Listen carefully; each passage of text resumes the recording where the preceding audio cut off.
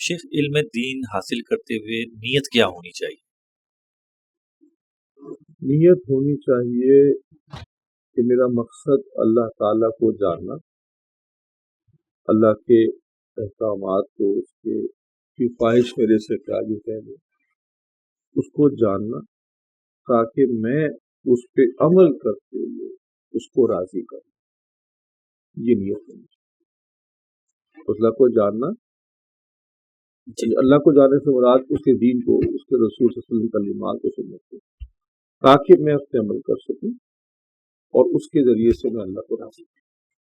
بس یہ نیت، یہ مقصد، اگر یہ نیت، یہ مقصد اگر ہے تو میں آپ کو حدیث کی بنیاد پہ، مستند حدیث کی بنیاد پہ گارنٹی کر سکتا ہوں کہ آپ گمراہ کوئی آپ کو نہیں کر سکے گا، اور میں نے انشاءاللہ بھی نہیں کہا۔ اس کی وجہ یہ کہ جو اللہ کا وعدہ ہے نا، جو اس کے رسول صلی اللہ علیہ وسلم کی زبان سے نکلی ہے بات، وہ اس کا آپ کہیں نہ کہیں وہ پھر بھی ہو جائے گی۔ آپ یہ کہہ رہے ہیں قیامت آنی ہے، میں انشاءاللہ کہوں یا نہ کہوں، ٹھیک ہے۔ تو جب اللہ کے رسول صلی اللہ علیہ وسلم نے ہمیں بتایا کہ جو شخص اللہ کی طرف ایک قدم بڑھاتا ہے تو اللہ تعالیٰ 10 قدم بڑھاتا ہے، کیسے ہو سکتا ہے کہ یہ نہ ہو؟ میرے کہنے سے تو نہیں ہوگا، اللہ تعالیٰ کا یہ اعلان ہے، تو اس لیے نیت کو صحیح صحت پہ رکھیں، باقی اللہ کو